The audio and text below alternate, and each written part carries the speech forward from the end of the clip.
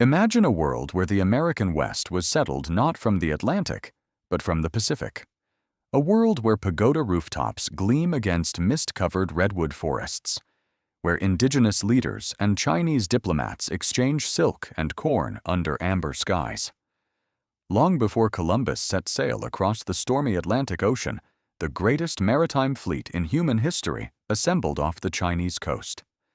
300 colossal wooden treasure ships, their 9 masts towering over dark teal coastal waters, commanded by the legendary Admiral Zheng He, a man who navigated by the stars and magnetic needles. In our timeline, this fleet turned toward India, Arabia, and Africa. They mapped global trade routes and gathered rare tributes. Then, by imperial decree, the voyages stopped forever. But what if the emperor's command had been different? What if the treasure fleet sailed straight east into the unknown Pacific? This is the story of the empire that reached America first. To understand this alternate timeline, we must step back into 1421. The Ming Dynasty was at the pinnacle of its wealth and ambition. Emperor Yongle had just completed the construction of the Forbidden City. He sought to project imperial majesty to the ends of the known earth. Zheng He was entrusted with the grandest fleet ever built. The main treasure ships were over 400 feet long. They contained multi-layered wooden hulls designed to withstand violent storms. Inside were watertight compartments centuries ahead of Western engineering. Entire floating gardens supplied fresh vegetables to thousands of crew members. Astronomers, physicians, and linguists filled the officers' quarters. In 1421, the 6th major expedition set sail from Nanjing. In our history, the fleet crossed the Indian Ocean. They traded in Ormuz, Aden, and Malindi. They brought back giraffes, ivory, and exotic spices to the court. Yet the Pacific Ocean lay silent and unexplored to their east. Navigators knew of vast currents sweeping across the northern latitudes. If the fleet caught the Kuroshio Current off Japan, it would carry them naturally across the ocean. In our timeline, imperial paranoia halted maritime exploration. Confucian scholars argued that external trade was wasteful. When Emperor Yongle died in 1424, his successor shut China's borders. The magnificent fleet was left to decay in river ports. Naval blueprints were burned to prevent future expeditions. China retreated inward just as Europe began to look outward. The Pacific remained an empty highway for another 3 centuries. The destiny of the Western Hemisphere was handed to European powers. Destructive conquests and viral plagues followed in their wake.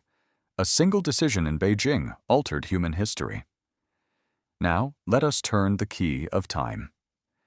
What if Emperor Yongle ordered the fleet to cross the Great Eastern Sea? In the spring of 1421, Zheng He aligns his compass to the rising sun. 300 ships cut through the deep teal waves of the open Pacific. For 40 grueling days, nothing appears on the horizon except endless water. Rations are strictly managed using advanced agricultural preservation. Physicians use green tea and herbal remedies to prevent scurvy. Celestial navigators plot uncharted stars in the northern sky. Tension mounts among the crew as the ocean seems endless. Then, seabirds appear circling in the morning mist. Floating pine branches drift past the wooden hulls. In the autumn of 1422, land emerges through the ocean fog.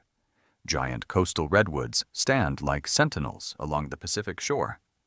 The fleet drops anchor in the calm waters of present-day California. Small wooden landing crafts are lowered into the gentle surf. Admiral Zheng He steps onto North American soil. Imperial banners flutter against a backdrop of ancient golden forests. Local indigenous tribes observe the arrival from the forest edge. Unlike European conquistadors, the Ming emissaries carry no steel weapons. Confucian diplomacy dictates establishing tributary relationships through gifts. Translators step forward with offerings of woven silk and porcelain. Indigenous elders present smoked salmon and wild maize. A peaceful dialogue begins without bloodshed or violence. Temporary shelters are constructed along the coastal bay. Ming cartographers begin mapping the bays, rivers, and mountain ranges. They name the new continent Fusang, after ancient mythic legends. A return expedition is organized to carry the news to Beijing. When the emissaries return in 1424, Emperor Yongle is astonished. Samples of gold, maize, and rich furs are presented to the court. Instead of banning ships, the emperor orders permanent outposts. The Pacific Ocean becomes an official imperial trade route. The greatest migration in ancient history is set into motion. Over the next 5 decades, permanent settlements flourish along the coast. A unique architectural fusion emerges across the Pacific Northwest. Curved pagoda roofs, built from local redwoods, stand beside cedar longhouses. Harbors buzz with traditional junks and indigenous canoes. Agricultural exchange transforms both continents rapidly. Maize, sweet potatoes, and peanuts arrive in China early. Famine is virtually eliminated across Asia due to high crop yields. In return, rice cultivation, metallurgy, and printing technology spread to Fusang. Indigenous nations adopt iron tools and advanced irrigation networks. The devastating plagues that wiped out America in our timeline are avoided. Gradual exposure and Chinese medical quarantine protocols build immunity. Traditional herbal medicine is integrated with native healing knowledge. Indigenous populations remain strong, populous, and technologically advanced. Confucian academies are established in coastal trading hubs. Scholars translate classical texts into native languages. Bilingual parchment maps document the rivers and plains of North America. Trade routes expand inland along the Columbia and Mississippi rivers. A thriving confederation of sovereign native nations trades with the Ming court. In 1492, Christopher Columbus sails across the Atlantic Ocean. Expecting to find isolated islands, his ships reach the Caribbean. As Spanish explorers push toward North America, they encounter a surprise. Instead of defenseless villages, they find fortified stone harbors. Coastal fortresses equipped with bronze cannons guard the bays. Naval patrols of iron-trimmed junks monitor the sea lanes. Spanish conquistadors realize conquest is completely impossible. Diplomatic envoys from Fusang meet the Spanish under formal treaties. The Atlantic powers are forced to trade on equal terms. The transatlantic slave trade is never conceived or developed. World wealth flows across the Pacific rather than the Atlantic. Beijing and North American coastal cities become twin centers of global commerce. Art and philosophy flourish in this interconnected Pacific world. Calligraphy and native woodcarving fuse into new artistic traditions. Paper money and banking systems connect Asian and American markets. The Pacific Rim becomes the most prosperous region on Earth. Scientific exchange accelerates global astronomy and navigation. Scholars from both continents collaborate on magnetic mapping. A multipolar world order prevents single empire global hegemony. Environmental stewardship remains central to North American life. Forests are managed sustainably through shared ecological wisdom. This alternative golden age spans over 3 centuries.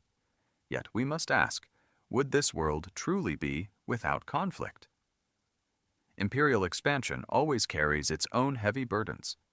The Ming bureaucracy was rigid and prone to severe taxation. Tensions between imperial governors and indigenous councils would arise.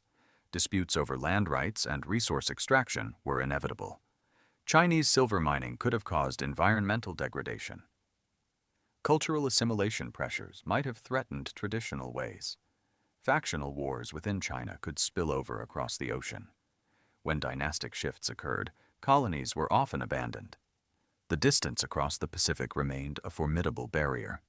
A message from Fusang took over 3 months to reach Beijing. Rebellions and piracy along maritime routes were constant threats.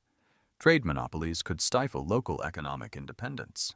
No historical path is entirely free of human friction. Yet compared to the catastrophic destruction of our timeline, a Pacific partnership offered a far more balanced world. It proved that global contact did not require total devastation. Today, when we look out over the vast expanse of the Pacific Ocean, we see a mirror of what might have been. A world where ancient civilizations met not with swords, but with curiosity, where redwoods and pagodas shared the same coastal mist. History is not a straight line of inevitable outcomes. It is a fragile web of choices made in quiet halls. A single decision in 1424 changed the fate of 2 entire continents, leaving the Pacific silent and the golden shores of Fusang undiscovered, reminding us that the past is filled with worlds waiting to be remembered. This is Oviora. Keep wondering.